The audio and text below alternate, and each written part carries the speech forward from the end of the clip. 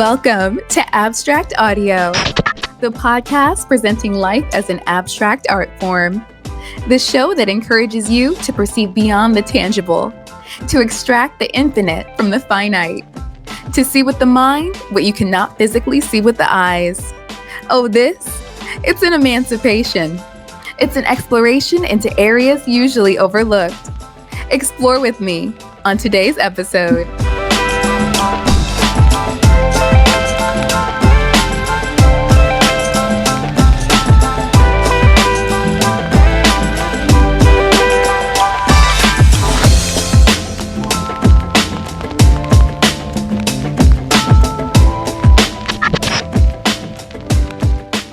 Greetings and salutations, you guys. Welcome back to the show. I hope it surprises literally no one when I say this, but I'm your host, Amber Janae.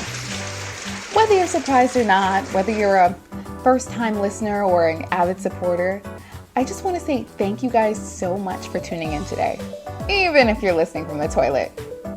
What can I say? I respect your decision. And if you're all caught up and seen our last episode, you know we went all in on the idea of respect as a whole. What it is, why we crave it, and we even took a look at what happens when it's missing. Spoiler alert, it wasn't pretty. But here's the thing I realized. Respect isn't just something you toss around like confetti at a party and call it a day. It's like the opening act for something way bigger. Something we all crave, but rarely ever manage to pin down. So I figured, what better way to follow such powerful concepts and pay homage to both than to take some time to discuss what it is we're all really doing it for at the end of the day. So this week, we're talking peace and harmony. Ah, peace. That ethereal state of being that humanity has been chasing since the dawn of time. Like a cat perpetually pouncing on that elusive red dot from a laser pointer. I mean, we've plastered it on bumper stickers, shouted it through megaphones at protests, and even adorned our living rooms with art pieces featuring doves and olive branches. Because nothing says peace like a fucking framed bird hanging above your fireplace, right? But what does peace really mean nowadays? And why do we throw the word around so casually as if it's a pair of hippie tie-dye flip-flops instead of the psychological and philosophical enigma that it really is? Let's start with how the word peace is used in everyday conversation. Admit it, you've probably heard or even said peace out as you awkwardly part ways with a friend, or that one creepy guy who always seems to linger a little too long by your desk. It's the cringe-worthy verbal equivalent of a casual wave, a head nod if you're black. A quick sign-off that lets people know you're about to retreat to your own personal version of serenity. Or most times just the comfort of solitude. Introverts, this is a safe space. Unite here. But have you ever paused to consider what it is you're really saying? Sure, peace could be interpreted as a beautiful wish for the other person to go forth and find it, right? But let's be honest. Most of the time, it just means, I'm leaving now, don't follow me. The irony here is rich, isn't it? Because it's less for them and more for us. And not to mention, we just throw up the peace sign in selfies now as an outdated cliche force of habit, rarely considering the actual weight it carries. It's as if we're all low-key peace ambassadors, handing out tiny bite-sized morsels of fuck off with every goodbye, am I right? Of course, that's more on the surface level though. Because if we were to really dive into the philosophical deep end here, we might end up asking ourselves, what is peace really? Is it merely the absence of war?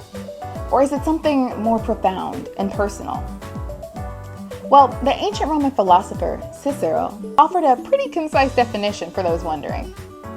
He said, or he claimed, peace is liberty in tranquility. But then again, he lived in a time when Rome's idea of peace was often enforced by swords, spears, and the occasional crucifixion. Not exactly the kind of tranquility you'd want to paint on your bedroom wall. Next to the bird. And here's where it gets even crazier. Because some argue that peace can only exist when all forms of conflict are completely eradicated. But that would require a world completely devoid of humans, wouldn't it? After all, we are a species that thrives on conflict. Whether it's through debating the merits of pineapple on pizza or launching full-scale wars over political ideologies. I mean, others say peace is the ultimate internal state, something that exists at the highest vibration within us, regardless of the chaos outside. Now that's the kind of peace that sounds more like an ad for a yoga retreat or something. Find your inner peace, just $299.99 for the weekend. Includes a free mat and organic hemp smoothie. I mean, leave it to America to monetize inner peace, am I right? Now let's talk about one of the most famous and paradoxical quotes about peace. I'm sure you've heard it. Sivi persem parabellum. No, that's not my Italian takeout order. It means if you want peace, prepare for war. And at first glance, it's the kind of logic that would make even a therapist's head spin. Imagine going to couples therapy or counseling, and the therapist says, the key to a happy marriage is to always be ready to pack your bags and leave. But truth is, history is riddled with people and countries who believed that the best way to keep the peace was by constantly flexing their military muscles, am I right? I mean, but is this strategy really effective? I mean, history would suggest it's a mixed bag. Sure, some could argue that the Cold War, for example, was peaceful in a sense that the US and the Soviet Union didn't turn the world into a radioactive wasteland. High five, humanity. Thumbs up, thumbs up. But the constant preparation for war, even then, created a global atmosphere of fear, anxiety, and mistrust.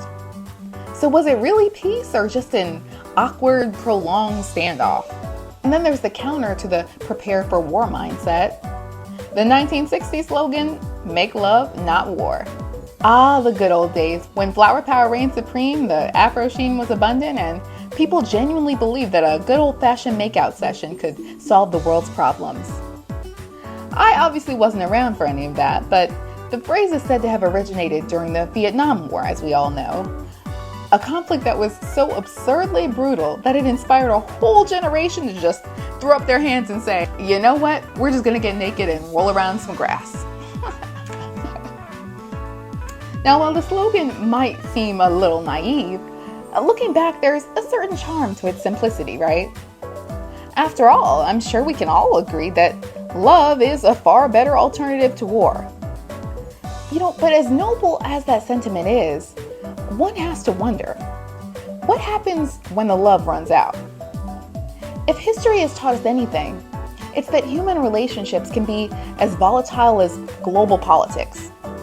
So while make love, not war might work for a fun Woodstock weekend, it's a bit trickier to implement on a national or global scale. Still, you gotta admire the optimism and the fashions back then. So yeah, the world may have seemed simpler back then, but what about today? Can true peace even exist in a world with so many diverse and often conflicting values? And so many public platforms through which to express them? It's like trying to host a dinner party where everyone has different dietary restrictions. You've got the vegans, you've got your gluten-free folks, and someone who's paleo, whatever that means. And you're somehow supposed to make a dish that pleases everybody. Spoiler alert, it's impossible. Like, the vegan might tolerate the gluten-free pasta, but nobody really loves anything on the table. I love that analogy because it's true, The world is a big, messy potluck of different cultures, religions, and ideologies. One person's idea of peace might be another's nightmare, like Trump's version, for example. But for instance, to some, peace means sticking to a strict set of moral codes. Status quo, everyone falling in line, while to others, it's all about freedom and self-expression. So if peace can vary this much from person to person, where do we draw that line and find our own? And at what point did our idea of peace become more about suppressing our differences than celebrating them? This is where the cynic in me chimes in and says, true peace in this world? Ha, good luck with that. I mean, fuck that toddler and her tiara trying to win over the judges with that corny bullshit. But maybe that's the point. Maybe peace isn't about everybody just agreeing on everything. And just like the idea of respect in our last episode, maybe it's about agreeing to disagree and being okay with that. It's about managing our differences, not erasing them completely. Inner peace too, when you think about it, you know? I mean, it requires self-management, self-control, knowledge of self. But peace to me isn't really a state of being like happiness is. It's a state of managing, you know, not too hot, not too cold, somewhere in that Goldilocks zone of, I won't kill you if you don't kill me. And since we're no stranger to the topic of death here on the show, let's tackle that other big question. Can true peace be enforced through power, brute force, or intimidation? Or does it only arise organically through mutual respect and understanding? It's the stick and the carrot, right? Because on one hand, history is full of examples where peace was actually achieved through the exercise of power. But like we said earlier, it was more of peace with a price. The Roman peace, again, for instance, lasted for a couple centuries, but it was more of a do as we say or else kind of peace. And I mean, sure, it worked. If by worked, you mean no one dared step out of line for fear of being unalived. And then on the other hand, there's the idea that true peace can't even be imposed from the outside, that it has to come from within and stem from a genuine desire to change, from empathy, you know, from the realization that we're all just trying to get through this chaotic ass life together with minimal bruising and scarring. But here's the thing, power and organic peace to me aren't really mutually exclusive. Sometimes a little bit of power is necessary to create the conditions for peace to grow. It's like gardening, right? So you need to clear the weeds and maybe put up a fence or something before you can even plant those seeds. But the problem with peace enforced by power is that it's really fragile, right? Everybody's walking on eggshells. It's like putting a lid on a boiling pot. Eventually the steam's gonna find a way out, and when it does, it's gonna hurt somebody. Real lasting peace needs to be more organic. But that's the tricky part, isn't it? Getting something on the outside that we can't get to on the inside. Getting two or more parties with fundamentally different values to agree on anything on top of that, let alone something complex as peace, is like herding cats while they're on fire? Sorry for that visual. It's kind of gory. But let's not forget that just like that gory task, a peace, especially inner peace, can be exhausting to maintain. We've all seen those people who seem so annoyingly peaceful that they're practically glowing. But underneath that super calm, irritating exterior is usually a whole lot of effort. I say that because achieving inner peace often means suppressing a lot of natural human emotions, you know. We all saw Inside Out, you know, anger, jealousy, frustration. And that suppression really takes a hefty toll. Like in relationships, for example. And trust me, this is 100% not a relationship podcast. Matter of fact, I kind of grown to hate those with a burning passion. Almost as hot as those cats. But this can be applied to the relationship with yourself as well, so stay with me. But in relationships, peace is often mistaken for silence or compliance or submission. Y'all love that word.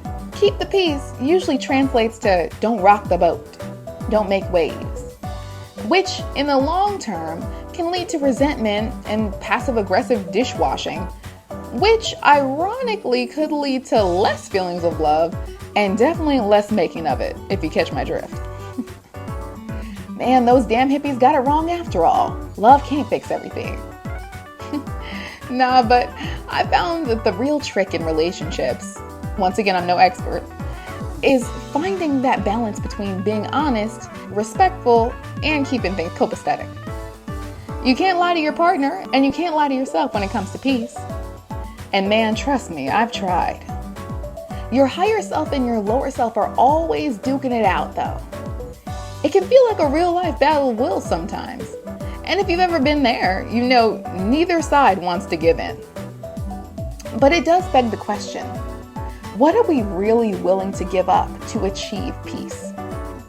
I mean, sometimes peace comes at the cost of things like justice, comfort, truth, or personal freedom. I mean, there is a reason dictatorships often seem so peaceful on the surface, right? Because when you silence and eliminate opposition, peace is easy. But I guess that kind of peace is more akin to a graveyard than a utopia, right? That's why meditation was initially so daunting to me personally, because I don't know about you, but when I quiet my mind, some scary shit starts to take shape. And the direction we're headed in as a society is simultaneously obsessed with both peace and conflict is kind of scary too. I mean, at least it used to be. But nowadays, it's all too easy to forget that conflict and disagreement can be necessary for progress. Think about it. If everyone had just made peace with the status quo, we'd still be living in caves. It's that tension, right, between conflicting ideas that drives innovation and change, even if all the changes aren't really that great. So while peace is definitely something to strive for, to me it shouldn't come at the expense of everything else we value. Or is it even something we should strive for? Let me know in the comments. But where does that leave us? Will humanity ever truly figure out what peace means and how to achieve it? Will I ever get peace and quiet in my house with an 8-year-old running around on summer vacation? Find out next time on Dragon Ball Z. No, I'm joking, but probably not. Probably not. But I mean, that doesn't mean we shouldn't keep trying, right? Or maybe it does. Sure. I mean, the quest for peace might be one of those Sisyphean tasks, forever rolling that giant boulder uphill, only to watch it drop back down again. But however you look at it, it's not something you can achieve and then just kick back with a cold drink. It's something you have to work at every single day, in every interaction, every thought. But in that struggle, we might just learn something valuable about ourselves. And maybe, just maybe, that's enough. And that's about enough for me on this episode too, you guys. I hope you enjoyed it. I hope you're enjoying your summer, the last bits of it anyway. And be sure to follow us on social media to stay connected, the usual YouTube, Instagram, Facebook, all that. And if you have any questions, feel free to leave them in our comment section below or leave us a voice note through our website to be featured on the show. Peace out, y'all. Or in, or around, whatever floats your boat. And don't forget, always appreciate the abstract in your life.